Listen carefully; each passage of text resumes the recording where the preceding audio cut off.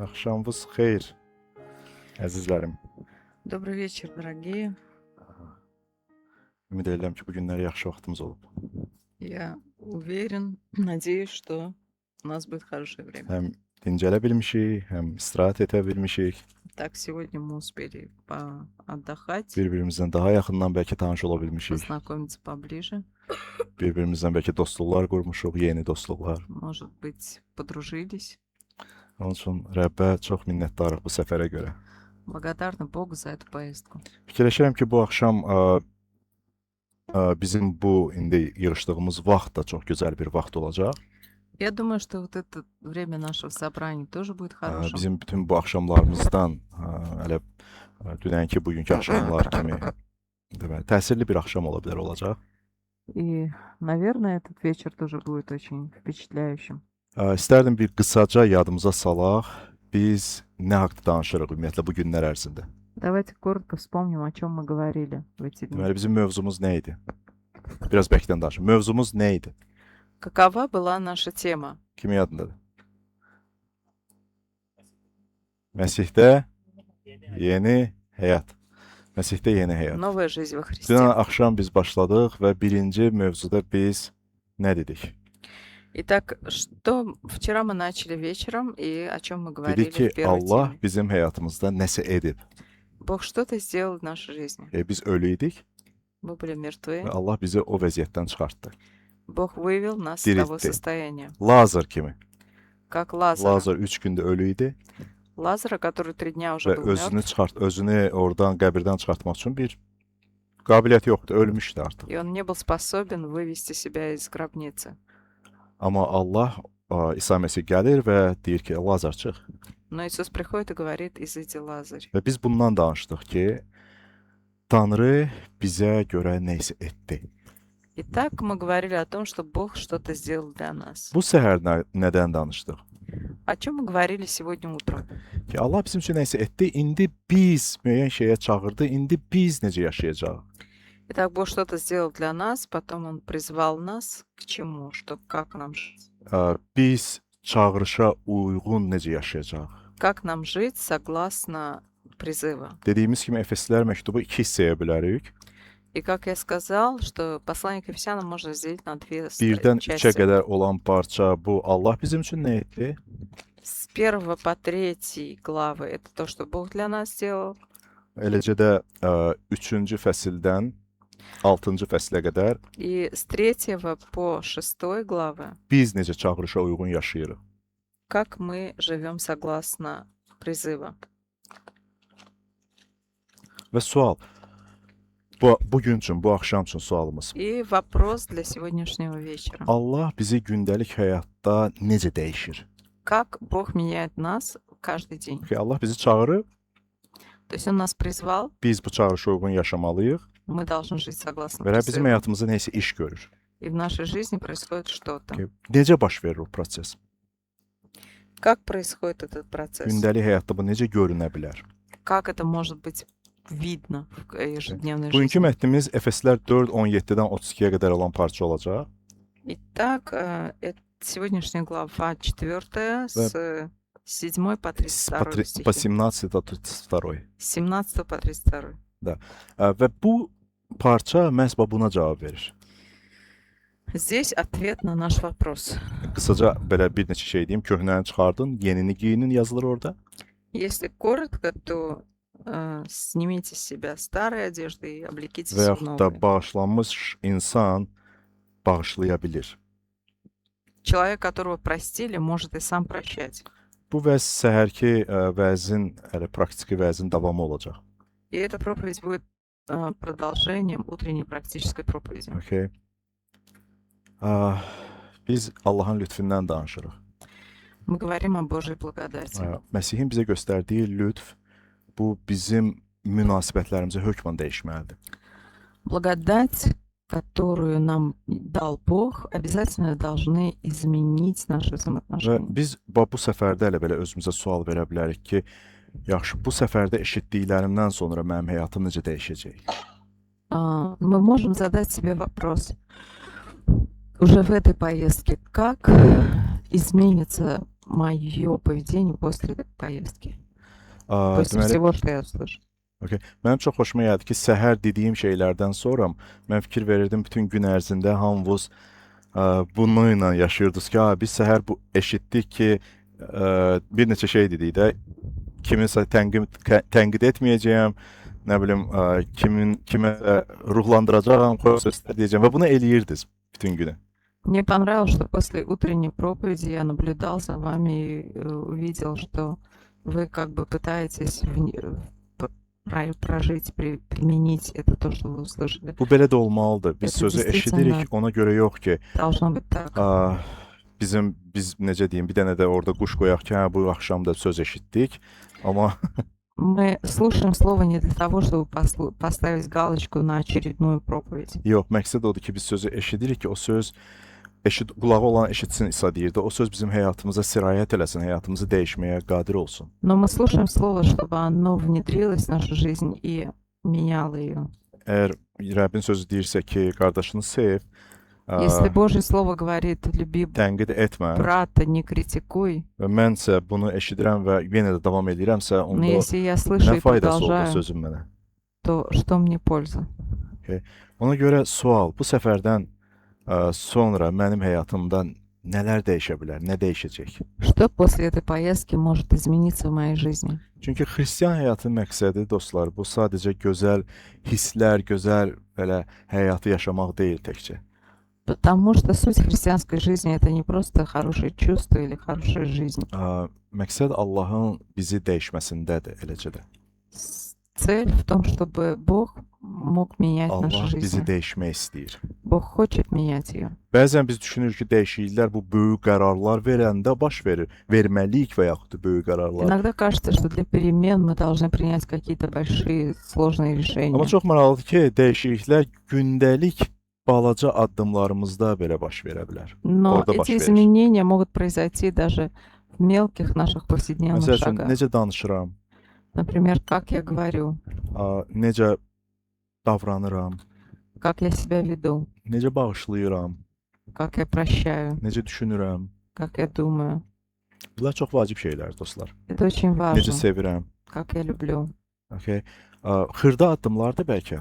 Может быть, это mелочи, Amma həmin o xırda addımlarda mənim həyatımda dəyişikliklər baş verir. но в этих мелких шагах происходят в жизни изменения. Gəlin açaq Efeslilərə 4-cü fəsil 22-ci ayədən 24-cü ayəyə qədər ilk öncə oxuyaq. Давайте откроем Ефесянам 4 с 22 по 24. Burada yazılır ki, bu təlimə görə əvvəlki həyat tərzinə məxsus olub aldadıcı ehtiraslarla pozulmaqda olan köhnə mənliyi kənara atın. Ruhən və əqlən əsl salihlik və müqəddəsliklə Allaha bənzər yaradılmış yeni mənliyə bürünün. Rus dilində bəlkə oxumağa ehtiyac yoxdur. Kim istəyirsə özü sonra qulaq asa bilər.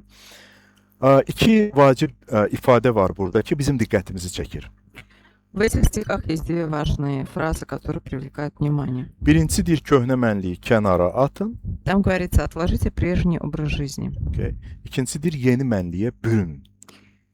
и обновитесь, облекитесь в нового человека. Pavel maraqlı bir obraz göstərir. Paltar dəyişmək obrazını bizə göstərir. Павел сравнивает это с переодеванием. Okay. Köhnə paltarı çıxart, Ты снял старую одежду, təzə paltar giy. Çox надел. sadədir. Очень просто. Bilirsiniz, xristianlıq təkcə bağışlamaq deyil, Христианство это не просто прощение, amma dəyişilməkdir. но это изменение. Allah bizi olduğu kimi qəbul edir, Бог принимает нас как мы есть, amma bizi olduğu kimi saxlamır. но не оставляет нас такими. Okay. Lütf bizi qəbul edir, Благодать нас принимает, müjdə bizi rahatlaşdırır, Евангелие нас успокаивает, amma eyni zamanda dəyişdirir. но в то же время оно нас меняет. Əgər illər keçir və insanın xarakterində heç bir dəyişiklik yoxdursa, onda bir sual verməliyik özümüzə. Если проходят годы и в характере человека нет никаких изменений, то мы можем задать вопрос. Ki mən həqiqətən də Məsihlə birlikdə yaşayırammı? Действительно ли я живу со Христом? Efeslər 4 22-dən 24-ə qədər oxuduq. Итак, отрывок с 22 по 24 стихи. Köhnə mənliyə atın, yeni mənliyə geyinin dedi. Отложите прежний образ жизни и облекитесь новым İndi gəlin человеком. 25-ə baxaq. А теперь 25 32-yə qədər oxuyacağıq. до 32. Yəni fəslin axırına qədər. Прочитайте, пожалуйста. Tak, deyir ki, buna görə yalanı kənara atın, hər biriniz öz qonşunuza həqiqəti söyləyin. Çünki hamımız eyni bədənin üzvləriyik. Qəzəblənərkən günah işlətməyin. Günəş batmazdan əvvəl qəzəbinizi soyudub iblisə yer verməyin. Oğurluq edən artıq oğurluq etməsin. Əksinə zəhmət çəkib öz əlləri ilə yaxşı əməllər etsin ki, ehtiyacı olanlarla bölüşdürməyə bir şey olsun. Ağzınızdan heç bir pis söz çıxmasın. Amma eşidənlərə xeyir dua versin deyə lazım olanda başqalarının inkişafına səbəb olan sözlər deyin. Allahın müqəddəs ruhunu kədərləndirməyin. Çünki satın alınma günü üçün o ruhla möhürləndiniz. Qoy hər cür kinlə birlikdə acılıq, hiddət, qəzəb, çığırtı, böhtançılıq büsbütün sizdən uzaq olsun. Və nəhayət 32-ci bu vacib bənd. Amma bir-birinizə qarşı xeyirxah, rəhimli olun və Allah Məsihdə sizi bağışladığı kimi siz də bir-birinizi bağışlayın. Dostlar, bu çox maraqlı bir parçadır. Это интересный отрывок. Köhnə insan nədir belə? Что такое ветхий человек? Pavel köhnə, biz bayaq da köhnəni çıxardın, yenini geyinin, düzdür? Köhnə mənliyi çıxardın, yenini geyin. Köhnə insan, bu parçadan nə gördük? Orada sadalayır da bəzi xüsusiyyətlərini. В этом отрывке перечисляются качества ветхого человека. Köhnə insan bu yalandır, Это ложь, bu qəzəbdir, гнев, bu oğurluqlardır, это кража, bu pis sözlərdir. Pavel bunları deyir. гнилые слова. Və biz bu parçanı oxuduq, xüsusilə 32-ci ayəyə diqqət eləyək ki, И особенно в 32 стихе, если вы заметите, bir yeni şey geyinin он və nədir bu говорит, yeni?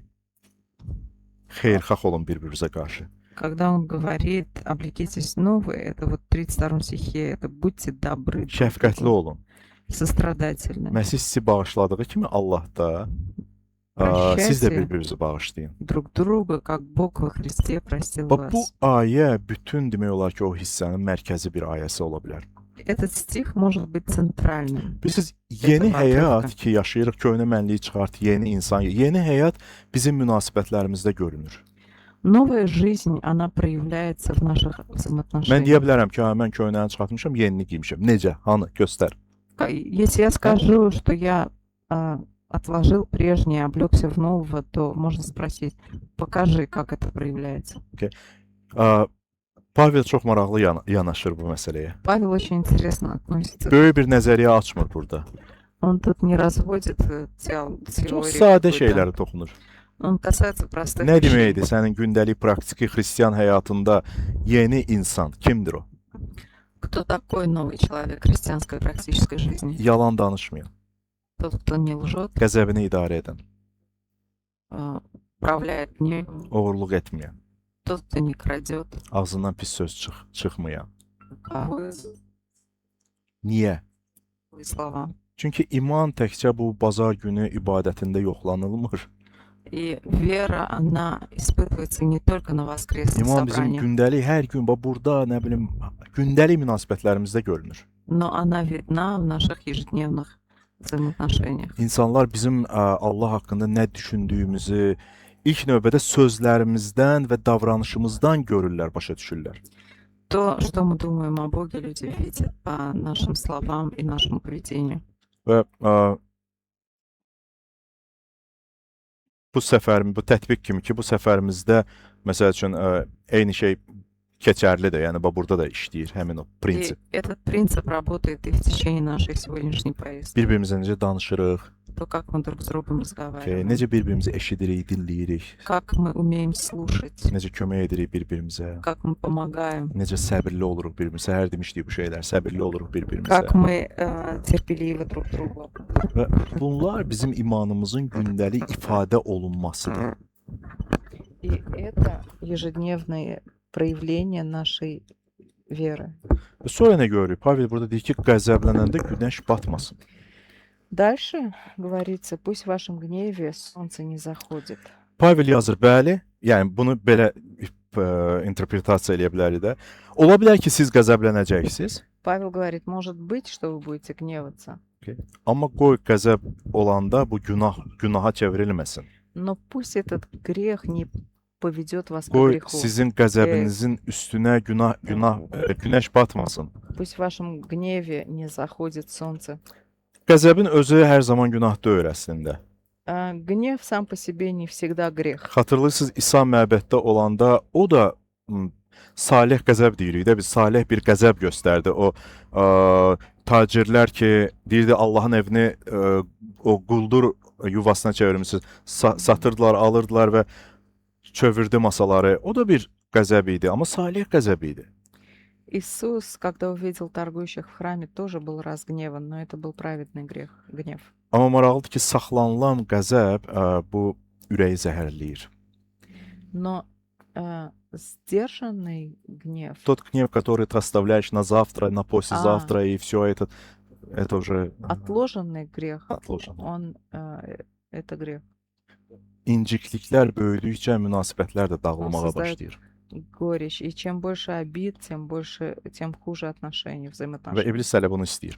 И это как раз то, чего Ona сатана görə и Pavel хочет. sonra deyir ki, iblisə yer verməyin. И здесь дальше Павел говорит, не давайте место Sən qəzəblənə сатане. bilərsən, Ты можешь amma sənin разгневаться, qəzəbin böyüməyə başlayırsa və yəni ki, bu biraz da dərinləşirsə, kök atırsa, incikliklər yaranır, münasibətlər pozulursa, iblisə yer verirsən. O hələ onu oturub gözləyirdi orada. но ты можешь разгневаться, но если ты продолжаешь гневить, ты даешь ему укорениться, и он как бы производит обиды, то вот ты даешь место сатане этим. Bilirsiniz, bəzən iblis üçün böyük qapı açmaq lazım deyil.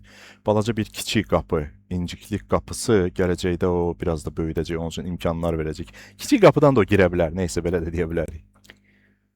Дать место сатане, для этого достаточно даже маленького приоткрытой двери, не обязательно широко ее Bu распахивать. bir nəyə bənzəyir? Evdə görmüsünüz, bir də görsən balaca bir dənə çat yaranır. Иногда, если в доме появилась небольшая трещина, Sən fikirləşsən ki, nədir ki o balaca bir и çatdır. думаешь, ну ладно, она маленькая. O çat get-gedə böyüyür. Но эта трещина, она растет со временем. Yağış yağanda xüsusilə ora nəm keçmək üçün artıq potensial bir şey var, şərait var. И там уже есть хорошие условия для того, чтобы развилась Və плесень. orada sonra həmin o göbələyi və s. və yəni ki, bir dənə balaca çat idi də əvvəl, bir şey yox idi. Казалось бы, просто была маленькая трещина. Amma o çatdan içəri nəsə girdi Но через эту və içəridə трещину kif yarandı, nəsə yarandı снаружи və что-то divar bərbad olmağa başladı. проникло, и получилась плесень, и стена начала İnciklik də buna рушиться. bənzər bir şeydir. Обида похожая. Vaxtında həll olunmayanda münasibətlər dağıdır. Когда вовремя ее не Buna görə искоренить, Pavel deyir ki, bizim sözlərimiz bu həyat verməlidir. Наши слова должны давать жизнь. Nə deyir orada? Deyir, ağzınızdan heç bir pis, çürük söz çıxmasın. Пусть никакие гнилые слова не исходят из уст. Amma qoy sizi eşidən kəslərə xeyir gətirən, xeyir-dua verən sözlər olsun. Но пусть эти слова будут благословляющими Eləcə də слушающим. başqalarının inkişafına səbəb olan sözlər olsun. Слова, которые содействуют развитию других Bu söz людей. çox güclü bir şeydir. Слово Sözün имеет böyük силу, qüdrəti var. Elə deyil? не так ли? Allah sözlə yaradıb hər şeyi. Бог создал все словом. İsa sözlə insanlara təsəlli verirdi, ölüləri sözü ilə dirildirdi o.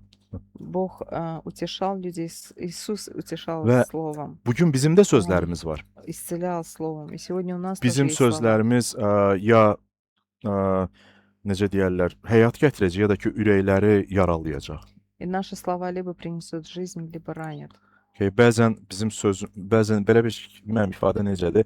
Qılınc yarası tez sağalar, amma sözün vurduğu yara bu çox çətindir, Иногда говорят, çox dərin что olur. рана, нанесенная мечом, зарастает легче, чем рана, нанесенная Ona словом. görə bu gün əgər biz kimlənsə ünsiyyətdəyik, kimlənsə danışırıq, nə bilim zarafatlaşırıq, nəysə eləyirik, deyiriksə, И сегодня, если мы с кем-то общаемся, если мы шутим, что-то fikirləşin говорим, ki, mənim sözlərim bu insanı Məsihə yaxınlaşdırır, yoxsa uzaqlaşdırır? подумайте, прежде чем сказать, приблизят мои слова этого человека к Христу Çünki или нет. sözün gücü var.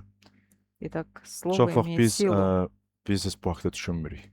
Зачастую мы не задумываемся об этом. Biz sadəcə danışırıq. Мы просто говорим. Amma sözümüz insanı Məsihə gətirir, yoxsa Məsihdən uzaqlaşdırır? Но наши Bu vacibdir. слова приближают человека ко Христу или отдаляют от него? Növbəti bir şey. Следующее. Yorulmamısınız? Nəysə eşidə Ustали. bilirsiniz. Rəbb nəysə deyir. Получается услышать что-то. Bağışlanmış insanlar bağışlaya bilir. Прощенные люди умеют прощать. Və bu demək olar ki, həmin o parçanın bir kulminasiya nöqtəsinə yaxınlaşır Pavel. И здесь Павел приближается к кульминации Bəlkə də demək olar belə ən çətin bir əmrlərdən birini verir. и дает самое, наверное, Gör nə deyir? трудновыполнимое Bir Allah sizi Məsihdə bağışladığı kimi siz də bir-birinizi bağışlayın. призыв. Как Бог простил вас во Христе, так и вы друг друга Və прощайте. diqqət edin, Pavel demir, əgər qarşı tərəf üzr istəsə bağışlayın. Он не говорит, если противоположная сторона попросит прощения, тогда прощайте. Yaxud demir ki, əgər o buna layiqdirsə onu bağışla. И он не говорит, что если он достоин, вот тогда и прощайте. Bağışlamanın səbəbi bu qarşı tərəf deyil, dostlar. Причина прощения – это не оппонент. Bizim üçün bağışlamanın səbəbi bu Məsihdir. Для нас причина – это Христос. Bağışlayırıq. Niyə? Çünki Məsih bizi bağışlayıb. Мы прощаем, потому что Христос нас простил. Allah bizi Məsihdə bağışlayıb. Бог простил нас во Христе. Yazıda da İsa Məsih misal çəkmişdi Иисус Христос приводил пример, ki, если bir помните. nəfərin böyük borcu var idi У kого-то был долг, və hökmdar onun borclarını bağışladı. и хозяин простил ему долг. Amma deyir ki, o adam gəldi, ona balaca bir məbləğdə kiminsə borcu vardı, yapışdı onun boğazından, boğur ki, mənim borcumu qaytar. Но тот человек не смог простить своего должника, который был должен Və небольшую сумму. bağışlamırdı onu. Он его не прощал. Və İsa Məsihə danışarkən nə isə göstərirdi bizə. Иисус, говоря эту притчу, что-то нам показывал. Ki, Allahın sonsuz mərhəmətini alan insan başqalarının da həmin o mərhəməti göstərməlidir, bağışlamalıdır. Человек, который получил безграничную любовь Бога и милость Бога, он должен такую же милость проявлять другим. Ona görə bu gün biz əgər Məsihdə bağışlanma almışıqsa, И əzizlərim, если мы сегодня hazır olun siz də получили bağışlayasınız. прощение во Христе, то будьте Bilirəm bu готовы çətin şeydir, прощать. Это трудно, конечно, amma bu mümkün şeydir. но это возможно. Okay. Bağışlama bu o demək deyil ki, sən qaçıb ona sarılırsan o dəqiqə. Biz ondan Простить это не danışmırıq. значит бежать обниматься с этим человеком. Sən ürəyində o azad olursan, o sülhün var ki, Но в сердце у тебя есть elə bil o свобода. vəziyyətdən daha üstün yerə qalxırsan. Qalmırsan orada, onun altında da təzyiqin altında qalmırsan həmişə. Qalxırsan, daha o vəziyyətə yuxarıdan baxırsan. Sağlam baxırsan. Ты не остаешься под гнетом этой ситуации, но ты поднимаешься над этим и смотришь на это уже здравым. Əks halda bağışlamayanda səni o elə bil Tamam. həbsdə saxlayan kimi saxlayacaq. Həmin o vəziyyət səni bir zindandasan, səni həmişə narahat eləyəcək. Непрощение, как бы это небольшая, как сказать, тюрьма, что ли. Да. Эта ситуация держит вас под гнетом. Sən başa düşürsən, bu dərin bir şeylər baş verib. Ты понимаешь, что произошли İnsan какие-то sənə qarşı глубокие nəsə edib. вещи. И человек что-то против тебя сделал. Özündə qalsaydı bəlkə də sən buna qabiliyyətin yoxdur. Amma Məsihdə olduğuna görə və Məsih başa düşərək ki, Məsih səni nələrdən Allah səni nələrdən bağışlayıb. Sən deyirsən ki, okey, mən bu insanı bağışlayıram. И, может быть, это иногда трудно, но когда ты думаешь о том, что Христос тебе простил, тогда становится не так Və tяжело. fikirləşirsən, deyirsən ki, Rəbb, mənə qabiliyyət ver və dua edirəm bizim gələcək münasibətlərimiz üçün. И ты думаешь, Господь, дай мне способность, и ты молишься за ваше предстоящее, Okay. будущее. Mən azadan bu совпадение. şeydən o qardaşa, o bacıya qarşı heç bir nətər deyərlər, o qəzəb, o kin, hissim yoxdur. Я от обид, и у меня нет никакого гнева или злобы на этого человека. Amma mən sənə gətirirəm bu vəziyyəti ki, münasibətlərimizin bərpasıdır və yaxud da gələcəkdə olacaq o münasibətlərimizdə qoy Rəbsə sənin doğrudan da necə deyim, sənin xarakterin mənim həyatımdan görünsün, yəni bu məsələyə bir şəfa gəlsin, belə bir. Но я могу исцелил эту ситуацию. A, hətta bax bu səfərlə bağlı belə. И даже в этой Mən bilirəm ki, поездке burada belə bir şey olmayıb, я знаю, что такого не было amma kimsə səni случилось здесь. incidibsə, Но если вдруг кто-то bəlkə тебя sən kimsə обидел, incitmisən, mən или bilmirəm. если вдруг ты kого-то Bəlkə də обидел, heç kim incitmir, heç bir или, problem может, də yoxdur. никто никого не обидел, нет никаких проблем. Gəlin ürəyimizdə heç bir, necə deyim, yük saxlamayaq. Но давайте не держать никакого груза в своем сердце. Əgər hətta danışmalı bir şey varsa, danışaq. Или если даже есть о чем поговорить с кем-то, то давайте это Əgər sən обговорим. üzr istəməlisənsə, çəkinmə, üzr istə. Если надо попросить прощения, то попроси это прощение. Əgər bağışlamalısansa, təxirə salma. Həmən bağışla. Если тебе надо кого-то простить, не откладывай это на Və потом. bu zəiflik deyil, bu Məsihin yoludur. Это же не слабость, это путь Və Господень. bugün üçün bir nəticə artıq verə bilərik dostlar bu И parçadan. результат, к которому мы приходим из этого отрывка. Allah bizi təkcə səmalara aparmaq üçün yaratmayıb yaxud da satın almayıb. Бог искупил нас не просто для того, чтобы затем увести на небеса. Xilas etmək, Məsihə bənzəmək üçün bizi xilas edib. Он нас спас для того, чтобы сделать подобными Христу. Dediyimiz o şeylər, o dəyişikliklər ola bilər həyatında bir gündə baş verməsin. Изменения в моей жизни могут произойти не мгновенно, не от Amma момента. mümkündür ki, hər gün nə isə baş versin.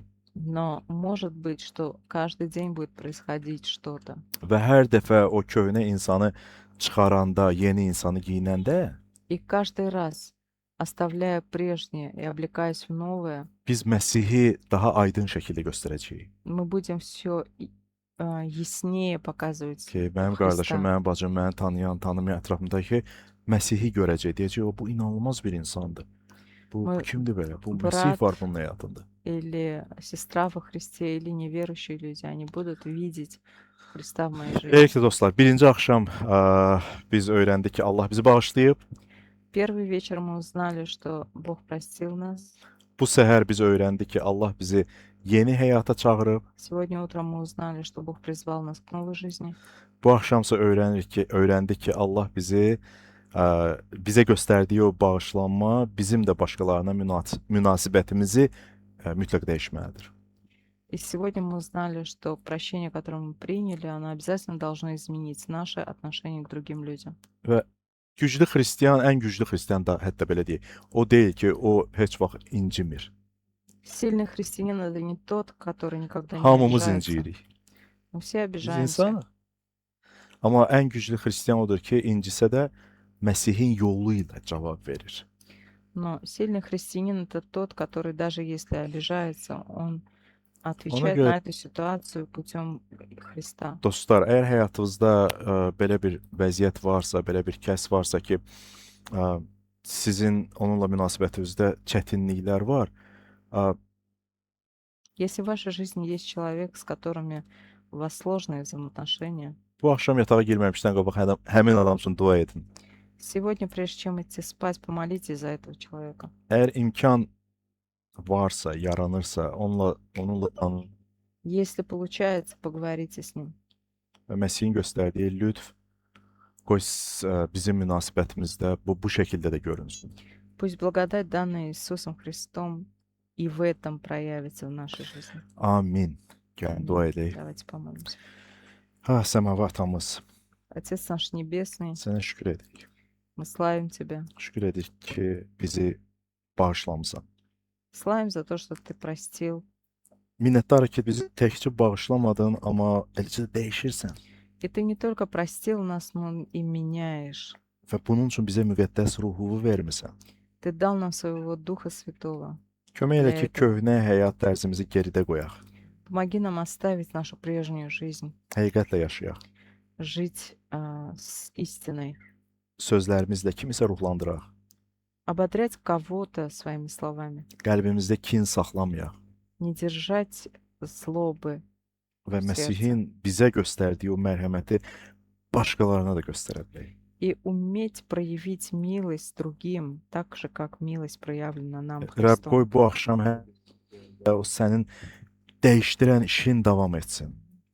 И пусть сердце каждого здесь продолжается работа, которую ты проделаешь для того, чтобы менять нас. Qoy sabahki günə, yeni günə Məsihə daha çox bənzər insan kimi başlayaq, Rəbb. И помоги нам наш день начинать как человек больше и больше подобный Христу. İsa Məsihin adı ilə dua edirik. Во имя Христа. Amin. Аминь. Amin.